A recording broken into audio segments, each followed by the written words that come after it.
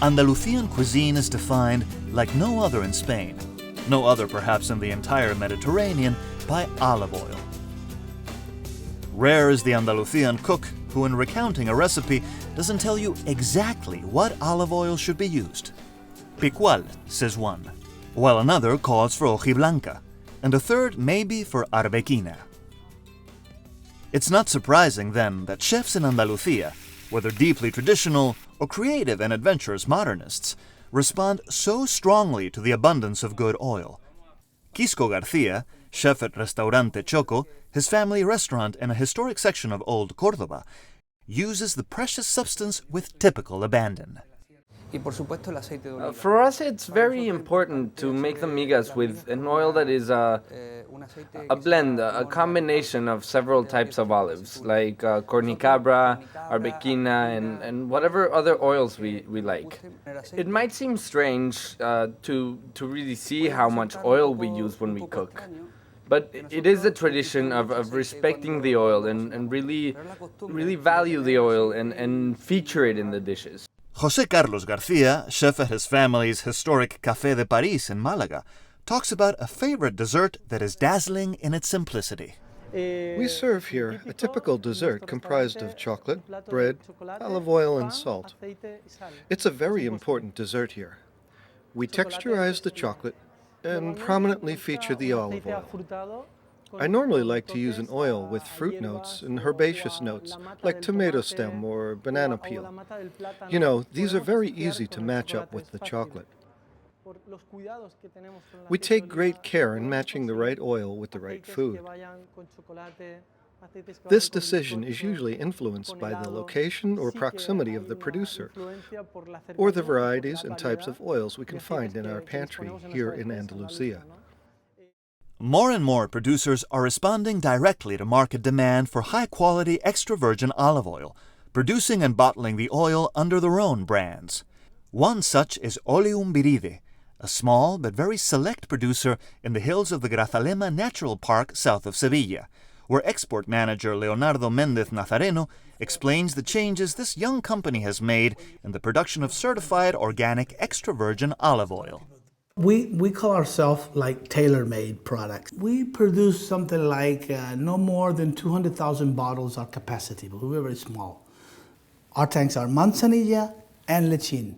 Depending on what the customer wants, we mix it or we don't mix it, because we have three types of oil. The mixed one, it's one, the manzanilla and the lechín. Luis Rayo is Emeritus Professor of Agronomy at the University of Córdoba and a world-renowned expert on olives and olive trees. Traditionally, Andalucía has produced immense quantities of olive oil and olives. In the past, with the old systems used to press olives, the process was very slow. The production could not keep up with the quantities of olives that needed processing. Therefore, the freshly harvested olives would be placed in depositories out in the open, and the olives would start fermenting and eventually produce a very poor quality oil, a lampet oil we call it, that would have to be refined before consumption. Most of the olive they pick up in this area was put on a truck and then they put it in the mill. After 20 hours, a fruit, because you know an olive is like an apple, it's a fruit. So imagine 20 hours crushed on the truck. When it used to get to other places of the south of Spain to make the oil, that was just oil, okay, they could call it whatever, but it wasn't organic olive oil. In the 1980s, the milling process and pressing processes changed dramatically. Olive oils today, across the board, are a much higher quality than just 20 years ago. Castillo de Canena is another Andalucían producer that has responded to the growing demand for high-quality olive oil.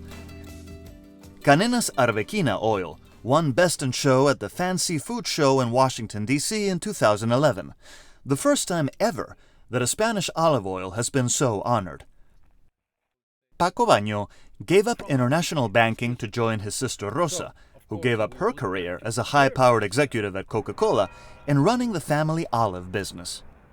Well, I think that the big revolution started 10, 15 years ago. Traditionally, we were focused only on quantity. We were producing a huge amount of tons of lampant oils, and we really were very keen on quality. And this started changing at the end of the 90s. The quality starts with the trees.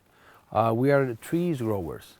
And that's why we start with the stage changing the mentality of people, trying to, as you see, to implement new methods, new mechanism, and of course, trying to change completely the protocols of how we feed the trees, how we harvest them, etc., etc. So we built up a new mill, a very small mill with small machines, with quality was the main point and the main focus. We changed the mechanism of harvesting. We start harvesting very early because we were bidding on very fruity and very green olive oils.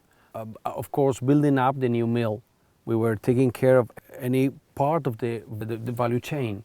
Now the Baños produce a number of varieties, including the Andalucían workhorse picual, as well as arbequina, an olive that is usually associated with Catalonia, and Royal, a historic Andalucían olive that the Baños have helped restore.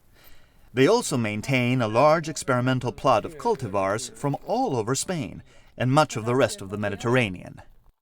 About 2.5 years ago, together with the IFAPA, which is an official institute that depends of the Junta de Andalucía, and the idea is to obtain here something about 65, 70 different cultivars all around the Mediterranean area. So the idea is to, once we decide what 5 or 6 cultivars really meet our requirements of quality, of fruitness, of health, of everything, so we will plant about 20, 25 hectares of each of these varieties, and we will create 4 or 5 different blends with these cultivars. It was an extra virgin olive oil from the Priego de Córdoba denomination that won Best Oil in Spain in 2011, one produced by Manuel Montes Marín. Priego de Córdoba is one small denomination of origin, or DO, in the overall region of Andalucía. But here, Montes Marín says, there are some 30,000 hectares, that's 74,000 acres of olives. Picual, picudo, and hojiblanca blended together give this prized oil its herbaceous flavors, with a sweetness that sometimes reminds tasters of apples. What makes this oil so great? Location, location, location, responds Montes Marín. I cannot consider myself to be the person who produces great olive oil. There are many more components beyond me that makes this oil unique. The most important is the location in which we have the fortune of being. We are located in this plot of land that is wonderful land, and in itself will give superb qualities to the oil. In addition to this land, we have to talk about 2 more things. The denomination of origin of Priego de Córdoba that makes us live up to our reputation and high standards. We also have a great team, a great group of people, with an attention to detail.